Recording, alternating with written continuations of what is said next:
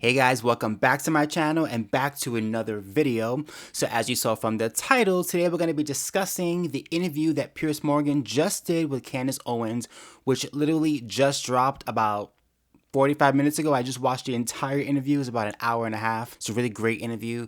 I'm going to have a link in my description where you guys can watch the full interview yourself, completely unfiltered, uncensored. For this video, I want to just focus on the parts where they discuss the Daily Wire and why she left, her issues with Ben Shapiro, and the Daily Wire just in general. I haven't really talked about it on my channel in detail regarding her departure from the Daily Wire and what happened. Really quickly before we even watch this video together and discuss it, I do like Candace Owens a lot. I also like Ben Shapiro a lot. So it's really sad whenever you see people that you like and admire kind of going head to head and having a public fallout. It's never really a good thing. I'm never in favor of agreeing with any one person on every single topic because that's just not realistic, right? I'm sure many of you guys who follow me, who like me, don't agree with everything that I say, and I wouldn't expect you to because we're human, right? We have different experiences, we wear different lenses, and we all have different perspectives, and that's okay. We can agree to disagree on certain topics and still like each other. Unfortunately, what happened between Ben and Candace just, I guess, got personal. So I want to watch some highlights from the interview with you guys on that specific topic so we can discuss it together. They did talk about a whole lot of stuff in the interview. I mean, they went into every single subject, and it was a really fascinating interview, but it's just way too long for me to react to on this channel. It'll be like a 3-hour video, so especially with how I talk. So we're gonna just watch a little bit of the highlights from the Daily Wire discussion and what she had to say about it. So without further ado, you know the deal. Grab some popcorn, some Coca-Cola, and let's watch. By the way, I was eating some Jolly Ranchers, which is why my tongue is green, so my bad. Why did you leave the Daily Wire? Well, unfortunately, I can't talk about the specific reasons that I left the Daily Wire, but what I can do is respond to whatever reasons were given to the public. And obviously, no sooner did we agree to leave than Andrew Klavan of the Daily Wire did an entire episode stating that the reasons that I was leaving was because I was anti-Semitic and I was engaging in a type of anti-Semitism that was hard to pin down. And that is why in my first episode of launching my independent podcast, I hit back pretty hard at him because, you know, I think it's pretty despicable, first and foremost, as a colleague who I had a great relationship with, to have engaged in that, knowing that I was not at liberty to say anything. You know, I thought it was a very underhanded, disgusting tactic, and I responded in force. I want to play you what Ben Shapiro told me when I asked him about this on Uncensored. One of the consequences of this war has been a lot of very high passions on both sides, a lot of angry disagreements. You and your company have been at the center of a very high-profile one at the moment with Candace Owens, who's now left Daily Wire. Was she fired or did she leave of her own volition? I'm not going to speak to this topic, Piers. At all? At all. The only thing I will say is what I've said all along with regard to Candace or with regard to any of our other hosts. I am not in hiring and firing position with the Daily Wire. I'm a co-founder of the Daily Wire. I'm a co-owner of the Daily Wire. I'm not actually in management. And as far as the free speech situation, what I will say is that no company has the obligation to literally pay anyone. The Daily Wire is a publisher. It is not a platform. Do you agree with that, Candace? Agree with which part? Well, okay, any of it. Well, I think that it's interesting, and I'd love to sit down with and debate Ben Shapiro on a number of topics, particularly cancel culture, because I know that he's made some comments in the past that he believes that publishers, platforms should allow people to have different ideas. And so those particular comments to me sound in contrast to what he has said in the past, but I can't speak on behalf of him, obviously. I personally believe that media companies are healthier when you allow people to have different opinions and allow people to debate those opinions. Personally, I love to see a debate between two people. And so I can only tell you what my perspective is and can't really speak for him. Really quickly, one of the biggest things that kind of was said about Candace when she first was fired or first let go, it was kind of implied that she's an anti-Semite, that she doesn't like Jewish people because of her stance on the Palestinian-Israeli conflict. She's gone on record stating that she doesn't believe that what's happening right now well, I don't want to misquote her. So she hasn't really made a statement against Israel, but she has stated that she believes that what's going on right now in that region of the world would constitute a genocide. She's pretty much challenging, I guess, the perspective that people who are pro-Israel feel when they defend Israel and they say, no, it's not a genocide. And her perspective is, well, then what is the definition of a genocide? How many people have to die before you call it a genocide? Now, I do feel differently from her in that perspective, because from my belief, a genocide is when you or an entity is specifically trying to ethnically cleanse a certain area of the world, a certain group of people. They want to erase those people from that area and pretty much kill them all and get rid of them solely on the basis of their ethnicity or their nationality. And I don't believe that's what Israel is doing. I believe that Israel is responding to a terrorist attack that happened on October 7th. And Israel is not going to just lay down and allow a terrorist organization, which is running Palestine in Hamas. They were elected by the Palestinian people. They're not going to sit by and let their neighbors commit a terrorist attack, killing over 1,700 people and injuring over 7,000 people, and have that not be dealt with major force, right? I mean, every action has a reaction. Now, one can argue, is the reaction from Israel, is it warranted as far as how far they're going with the bombings and how many Palestinians are dying and how many Palestinians are being displaced? And it's really, you know, the numbers are growing and the bombings are growing and the war is intensifying. So it's horrible. It's sad. It's there are no words to really describe how horrible it is, what's going on. You know, like there really are no winners in this case, because many of the Palestinian people that are living in that region of the world, they may not agree with their government, but they don't really have a choice because they are being governed by that corrupt government. And now they are caught in the crossfire. And it's horrible and it's sad. And I don't want to see children dying. I don't want to see anybody dying. It's horrific. But it is a very nuanced topic. It's not really black and white. It's not this or that. There's so many layers to it. And I always try to couple it with what happened on 9/11 here in the States, right? Like when 9/11 happened, we had to react quickly and forcefully. And could you imagine if right after 9/11, people were protesting America and stating that we shouldn't be going after Al-Qaeda and we shouldn't be reacting, or we should be thinking about the people who live in Afghanistan before we go after the Taliban? We were like, we don't care. Like, we are going in there, we're bombing the hell out of them, we're going to figure out what's going on, and we'll ask questions later. Like, that was the perspective of every single American and the government, and rightfully so. So it's hard not being a Jewish person, not being from Israel, to tell another government how they should be reacting to their 9/11 when I know how we reacted when it happened to us. And October 7th was Israel's 9/11. So it's difficult. But I also get where she's coming from when she challenges, I guess, the intensity of what's happening. And she's just trying to make sure that we don't forget the human side of things, because it can be very easy to become robotic and become reactive and lose our own humanity in the process of trying to make a point or trying to fight back against a system or a people. Hamas is evil. Hamas is an evil organization, but it doesn't mean that the Palestinian people living in that region are also of the same mindset of Hamas. I mean, if I was a Palestinian living in that region of the world and I didn't agree with them, I wouldn't really have much power, right? Like, I can't just say, hey, I don't agree with you, you're wrong, you're stupid, you're dumb, you're evil, without fear of being killed by the government. So it's a horrible situation for everybody involved. I wish that Ben and Candace and the Daily Wire were able to discuss this and agree that her perspective is just as important as their perspective. But unfortunately, it kind of became a thing of she's saying too much, she's starting to sound anti-Semitic in Ben's opinion and in the Daily Wire's opinion, and they just became more and more separate. And I think that's sad. I think that what made the Daily Wire so great was the fact that you had different types of conservatives, different types of independent minds who weren't all in agreement, right? Ben is Jewish, she's Christian. I believe one of them is agnostic. Like, they're not all of the same faith, they're not all of the same belief system, and that's okay. You know what I'm saying?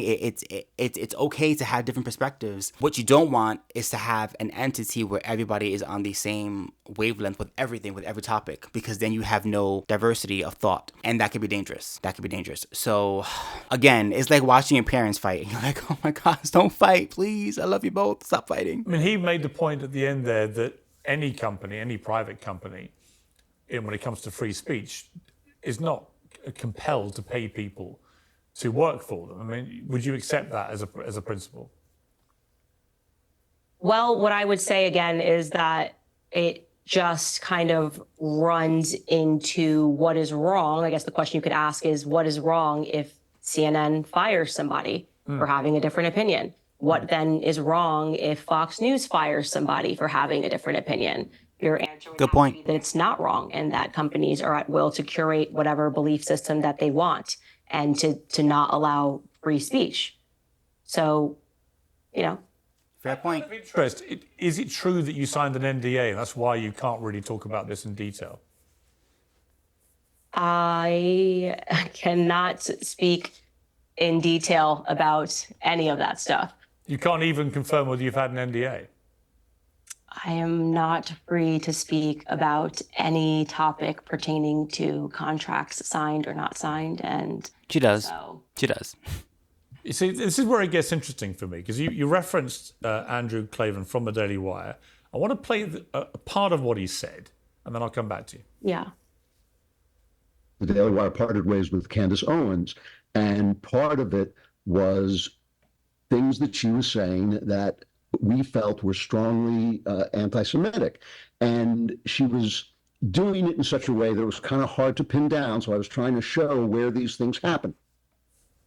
So I'm bemused, because I've been involved in a lot of contracts in my time. I've been an employer, I've been an employee, and so on. I don't understand why somebody from the Daily Wire can be so explicit about the reasons you left, and yet you are not able to be as explicit to defend yourself or to counter what they're saying. Amen, Pierce. Amen. I think that is probably a question that was on a lot of people's minds. And, you know, what can I say other than what was it that Kanye was saying about contracts? And, you know, I think it is, even if you believe that it is valid for that to happen, I think it is immoral to allow someone to attack someone and to not allow them to defend their name. And so for me, Andrew actually rose to the level of defamation when he started claiming that I had actually said things that I had never said. I mean, he flagrantly lies, and I showed that on my platform when he pretended that I did an episode suggesting that Adolf Hitler burning books was a good thing. I wasn't even speaking about Adolf Hitler. It's a nonsense to think that I would do that on my platform. And it's a trick also. It's meant to make people feel emotional and like, oh my gosh, I can't believe that she's supporting Adolf Hitler. And I thought it was nasty business. I thought it was extremely nasty business. And, you know, for me, Piers, it's important for me to state, my name means a lot to me. You know, my grandfather grew up on a sharecropping farm, one of 12 children, you know, in the segregated South, Robert Owens Sr. And for him to have worked the way that he worked and to have instilled the Christian values in me that he instilled in me growing up, the idea that I would allow someone to so flagrantly throw dirt on his name, it was never going to fly. Really quickly, she definitely signed an NDA. She must have, because this is Candace Owens, and we know that Candace Owens would never choose not to speak up about something this specific, especially in light of anyone calling her anti-Semitic or making claims against her without her being able to defend herself. Candace Owens, one thing she has is her mouth, and she will use it. So I don't believe for a second that she's choosing just to take the high road or to not speak on this. She definitely must have signed some type of contract that stated that she cannot speak on this or she'll be sued. I do agree with her, though. It's not fair to have a contract that doesn't allow you to defend yourself, but allows the people who essentially fired you to specifically speak on you and make claims against you, like calling you anti-Semitic, without you being able to say, wait a second, that's not true, and here's my defense. It's not really fair, you know? Like, if we are believers of free speech, which I believe many on the right are, then we need to allow free speech regardless of who's speaking, right? Everyone should have the right to defend themselves. And it makes the Daily Wire kind of feel, I don't know, kind of sketchy to me, because it makes me wonder, like, what are they afraid of with what she may say as far as getting into the weeds and the details of the situation, right? If you truly feel that you are on the right side of things and you made the right decision, then you shouldn't be afraid of what she may or may not say in regards to her firing. It's just not a good look, and it makes me really sad that they're doing that, because I think everyone deserves the right to defend themselves. I also do find myself agreeing with her when she says that Ben Shapiro is exercising what looks and feels like cancel culture. She said something that he doesn't agree with or like. It pissed him off. And I'm not saying that he was the sole reason why she got fired, because he said in that clip he doesn't have the power to fire or hire anybody. But obviously, the powers that be that, run the Daily Wire agree with him, because they're now stating publicly that she said anti-Semitic things, even though they're not pointing to what specific things she said that's anti-Semitic. They're kind of alluding that, well, her tone is feeling anti-Semitic. And that's what we hear a lot from the left when they try to cancel anybody who doesn't subscribe to their progressive views, right? It's like, oh, well, you said this and it was offensive. Okay, well, being offended is a choice.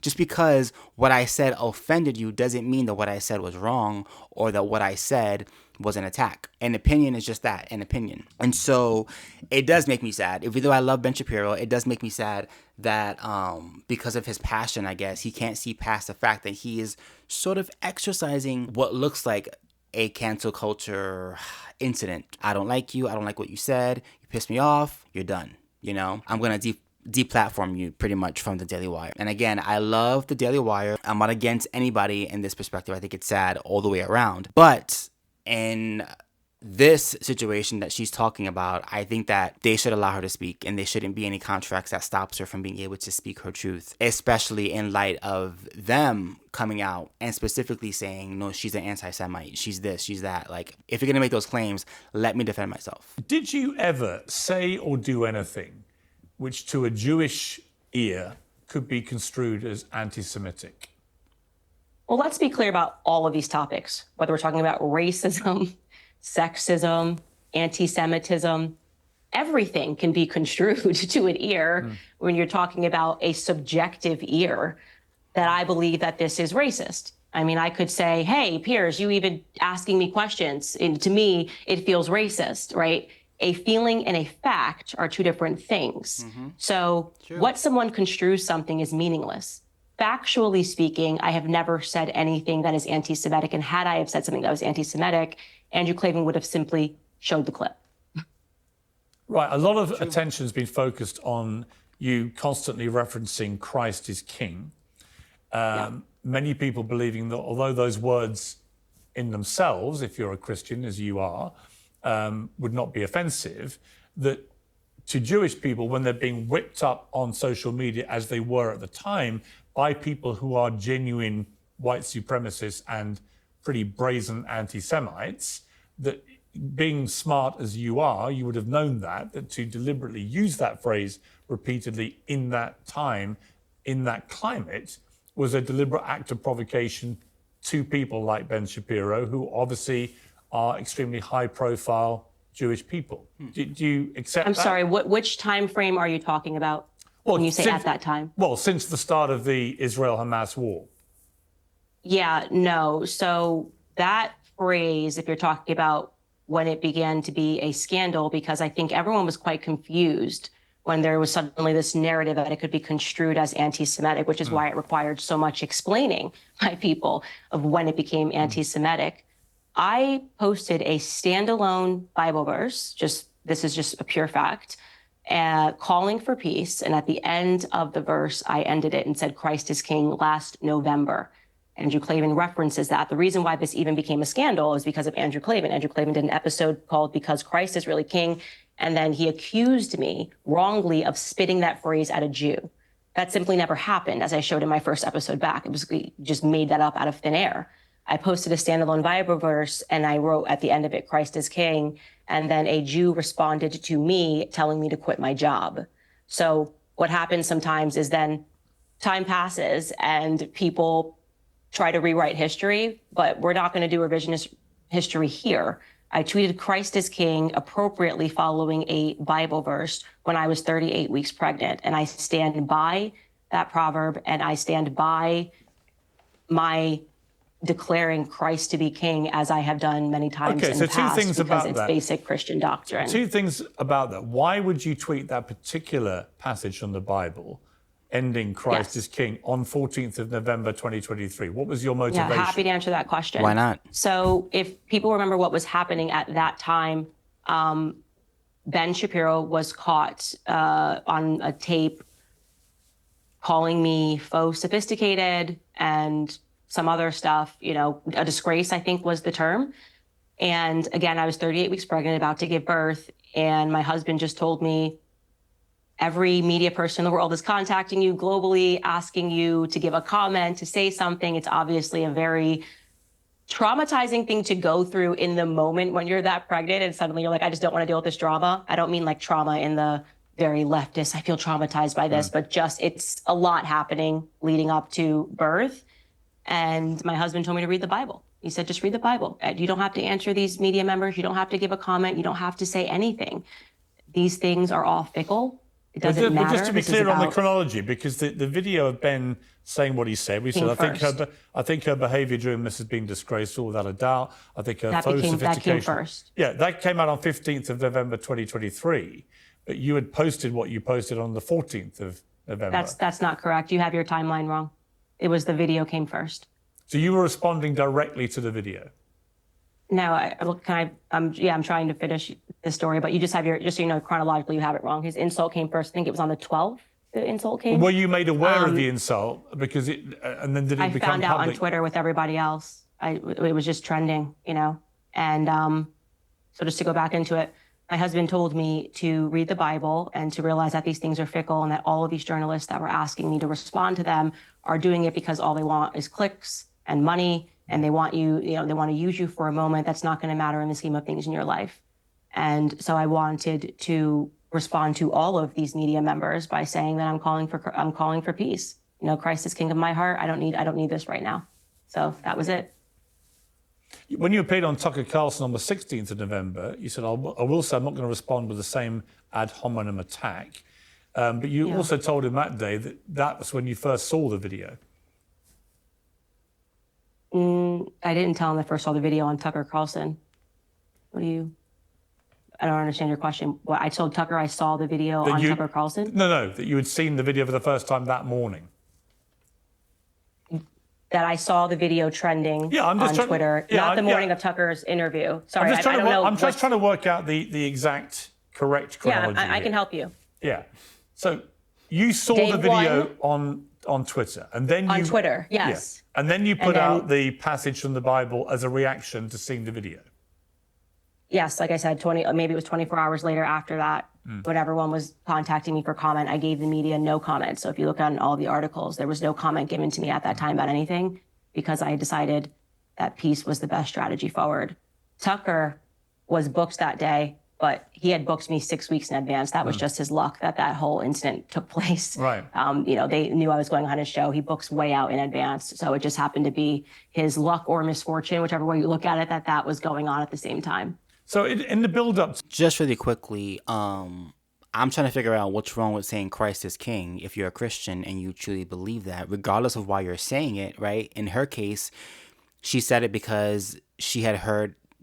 If you guys don't know, Ben Shapiro, in light of what Candace was saying, this is in the height of when the October 7th incident or terrorist attack had just happened. And Candace wasn't emphatically saying pretty much anything that was pro-Israel at that time. And which I'm sure angered Ben Shapiro as a Jewish man. And they kind of were going back and forth on Twitter on, I guess, their perspectives. And again, I don't agree with Candace on everything when it comes to that, because I do feel like Israel was attacked and had every reason to react. But despite that, Ben Shapiro said this, and I'll show you guys a clip.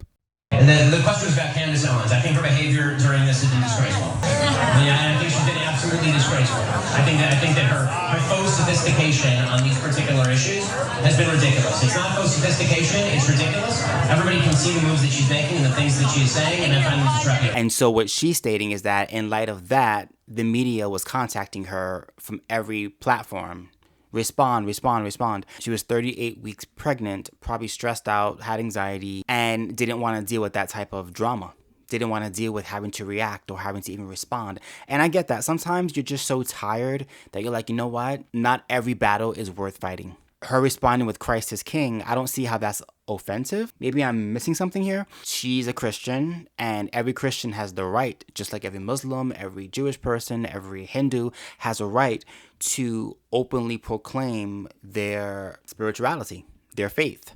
I just don't see how that is insensitive or offensive. Again, it's starting to sound a lot like cancel culture around here, and I don't understand that, because from the perspective of Ben and the Daily Wire They know what it's like to deal with cancel culture and to deal with sensitive people not wanting you to voice your opinions on anything that isn't status quo. And look, I love Jewish people, but I don't think that it's fair to say that a Christian stating based on their theology that Christ is king, that should be something that you can't say in the presence of a Jewish person or any person for that matter. And she said it on her own platform on Twitter. She didn't say it to Ben Shapiro directly or call him on the phone and say, Christ is king, okay, gotta go. Like, she said it on her platform. For whatever reason, she felt it was necessary. It's her right. So I don't know. I don't get that. To this, you'd already made it clear that you said on Twitter on November the 3rd, no government anywhere has a right to commit a genocide ever. There is no justification for a genocide. I can't believe this even needs to be said or is even considered the least bit controversial to state. You didn't say what you were talking about in that tweet, but it was widely assumed to be Gaza and what Israel was doing in Gaza. Is that correct? Were you talking about Israel there?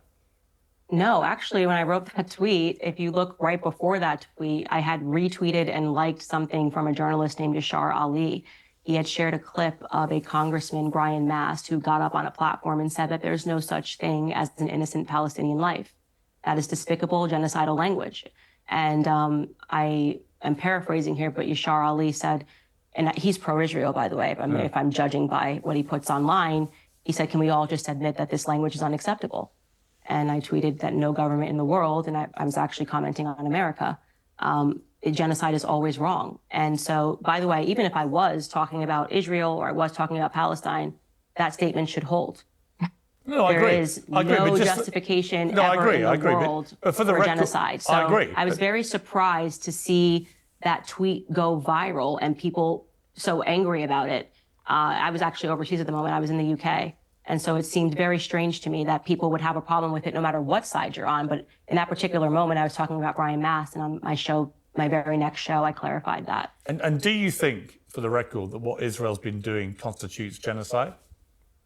Well, what I've been having trouble is all of the people that are pro-Israel and say it's not a genocide won't tell me what is a genocide. What percentage of a population has to be killed before we can use the word genocide? It's a funny little thing.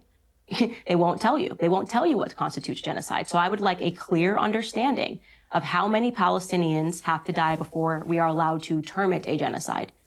All of the experts can't agree on what a genocide actually is, but they love to float around the word on virtually every other issue. You know, I had Rabbi Barclay on my show, on one of my last shows when I was on the Daily Wire, and I asked him that question pointedly: what is genocide? Let us know, experts, what percentage of the population of Palestinians has to be killed before we are allowed to say that it's genocide. What I can tell you is I am completely uncomfortable and utterly against the amount of Palestinian innocent lives that have been lost in this conflict, particularly children. And any person who is fearful of stating that the death of innocent children has been utterly unacceptable is a coward. I mean, listen, I completely agree, but do you personally think it constitutes genocide, which is the deliberate... What I'm saying to you is I can tell you pursued on my show, what is the number? No, I understand. What is the official number? That's it. I mean, somebody tell me and I'll give you an answer. Well, I don't think there is a specific... Try it when you have... Well, it's not about specific numbers, it's about an intent. But it has to be. Well, no, it's not. It's about an intent. I'm telling you what the definition of genocide is, which is not about a specific number in any circumstance. It's about an intent to target and eradicate a whole people based on their ethnicity. Let me read you the exact wording and see whether you think it applies to... Well, let me read you the exact definition of genocide from the Oxford English Dictionary: the deliberate killing of a large number of people from a particular nation or ethnic group with the aim of destroying that nation or group. So by that definition, do you believe that is what's happening to the Palestinian people and it's being perpetrated by Israel? Well, I would say is that Israel has proven in the past that they can be very specific when they want to get somebody out, whether that's a hostage or any other certain military operation. And what I am seeing happening, forgetting the specific language of a genocide, is something that I'm using my platform to speak out against, because at the end of the day, it doesn't matter to me what the media calls me. I've had every headline. I do not believe that they are being careful in what they are doing. I think it has been it seems to me that the destruction of the hospitals and the schools and of the UN buildings. Would you say, Piers, that you believe that's unintentional? I do not believe Israel's waging genocide. I think that... Do you believe, but I'm asking you, do you believe that the targeting, room to room in the hospitals well, no, is I'll be clear intentional? with you. I can answer the question. I have said repeatedly in the last few weeks and months that I think the proportionality of Israel's response is now unacceptable. And particularly since they decided to go into Rafah, a refugee camp that they set up, to then target Hamas in the middle of a refugee camp where you're bound to kill so many innocent civilians in the process, I think is unacceptable. But I'm just curious, given that you tweeted about genocide and no government ever has a right to do it, whether by your calculation from that definition, what Israel is doing is deliberately killing a large number of people from a particular nation or ethnic group with the aim of destroying that nation or group. Yeah, well, what I can say to you, again, because these definitions shift, I don't think we need to focus on the word because I'm telling you what I believe. And my belief is that they are not being careful whatsoever. My belief is that there has been too much loss of Palestinian life. But that's different to genocide, though, isn't it? Yeah, but okay, that's fine. We don't need to. That's what I'm saying. I don't know why you're like obsessing over this one word. It doesn't matter. Well, because you tweeted about genocide. You told me. I'm only trying to clear up what is about Brian Mast. So you're harping on this issue. There's a lot more topics we should talk about. I'm being very clear in how I feel about this issue. Really quickly, because so much happened in that segment. I didn't say much because I wanted to really take in what was being said. I did watch this earlier, but I kind of missed those parts. So I'm glad I just stood back to listen to what she was saying and what he was saying in that exchange. So this is where I say, like, it's a very nuanced topic, right? Like, it's not black and white. It's not this or that, even though a lot of times when we have these conversations or we watch these conversations taking place online, it's very black and white. You're team this or you're team that. You're pro-genocide or you're anti-genocide. And like Pierce said, like, Israel had a right to defend themselves. Israel had a right to respond. I do agree with her that there has to be some type of responsibility with how you respond. You can't just be indiscriminate about where you're bombing if there's going to be children there, because it's just not right. But at the same time, when she made the comments that she made, it was very early. I think it was back in November. So it was only a month after October 7th. And emotions were very high. There were still so many hostages that were under siege by Hamas in Gaza, and that's where Israel was aiming their targets at. It was Gaza because that's where the hostages were. It's also important to note that Israel did give a heads up to many Palestinians that, hey, we're going to be bombing in this area at this time. Please get your stuff and get out. I don't know many governments or many people who commit genocides who give a heads up to the people first. That doesn't really happen. And I do think it's a bit disingenuous of her to say that she doesn't understand why people were upset or why people responded the way that they did when she wrote that tweet about genocide. Even though she didn't say Israel is committing genocide, she was talking about genocide at a time where many people who were pro-Palestinian were protesting and accusing Israel of being a genocidal state. And my biggest issue with that claim, and I've said this before and I'll say it again, right after October 7th happened, not even 24 hours later, people were already protesting on the streets and calling Israel a terrorist state and a genocidal state. And the terrorist attack had just happened. So people were already politicizing this right off the bat. And I kind of felt like when she made that tweet, she was sort of, I don't want to say picking a side, but she was kind of joining a narrative prematurely that I don't think is fair. Because again, people could have said the same thing about the US when we had to respond when Al-Qaeda attacked us on 9/11. Now, I know some people think that it was an inside job. I'm not going to get into that. Let's just say that it wasn't. Let's just say that Al-Qaeda did it, right? We had to respond. And imagine if right after we responded and bombed Afghanistan like we did, if people started calling us a genocidal country because we dared to bomb a country where its headquarters is where 9/11 was hatched. It's like we had to respond. So I think the language, in my opinion, was more so leaning towards a specific narrative that she's not really fully admitting. She's kind of saying, oh, well, I was responding to this video that I watched and it wasn't about that. You know that when you said those words, it was going to land a certain way and support a certain perspective and a certain narrative. And I wish she would just say it. Yeah, I think Israel is committing genocide. I would rather her say that than kind of dance around the topic and say, well, I wasn't responding specifically to Israel, even though we all know that her tweet was in relation to her perspective on Israel and their response to Hamas. Now, I disagree with her on that. I do. I like her, but I disagree with her on that. I think that Israel had to respond fiercely and forcefully, especially at that time when she wrote that tweet. It was only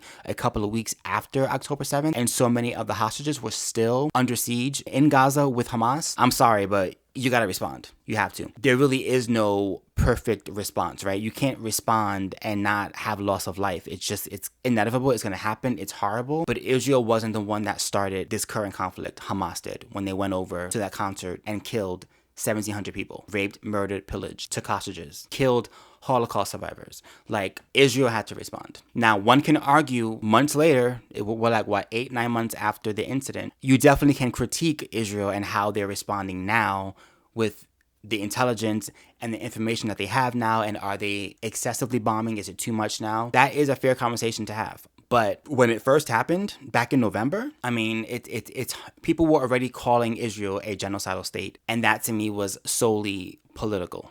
People who already hated Jews and who already hated Israel were quick to jump on that bandwagon, regardless of October 7th. They didn't care about October 7th. They didn't care about the women who were raped and murdered and the babies that were killed. They didn't care. They didn't care. They didn't care. They didn't care. And that was my problem with the response, is that there was so much insensitivity when it came to what happened to the Jews, that we were already talking about being sensitive towards Palestine without addressing October 7th. And that didn't make any sense to me. And when she made that tweet, she kind of fell into that category. And that's where I disagree with her. I think she should just own it. Yeah, at that time, that's what I thought, and that's what I feel now. I would respect that more than kind of the dance around.